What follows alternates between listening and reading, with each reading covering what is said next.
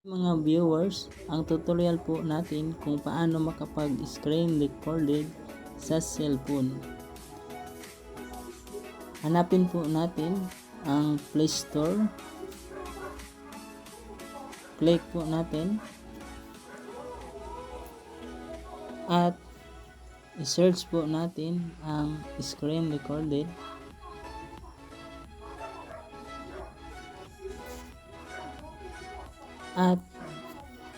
At guys, dahil meron na po akong screen recorded at kayo ay wala pa, ay i-install po nyo. Dahil meron na po akong screen recorded, i-open po natin para makita po natin kung ano ang nasa loob ng Easy Screen Recorded. At ito ang makikita natin guys: video,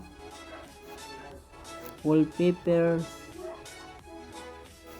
at mga edit video, edit image, compress video, wifi transfer, more apps, at trending games. At makita din natin ang settings.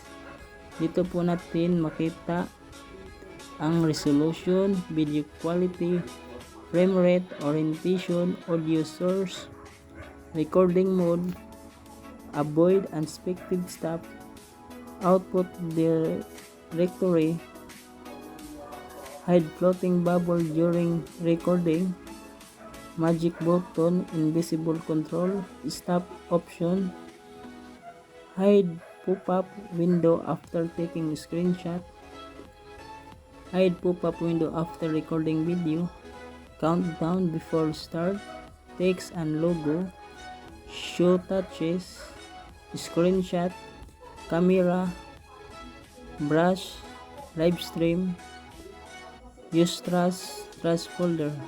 Yan guys ang makikita natin sa settings. At i-back po natin guys.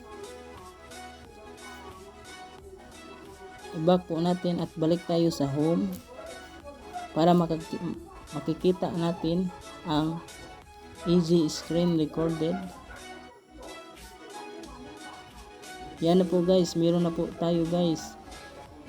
At salamat po sa panonood. Please follow, like, and share at subscribe sa aking video.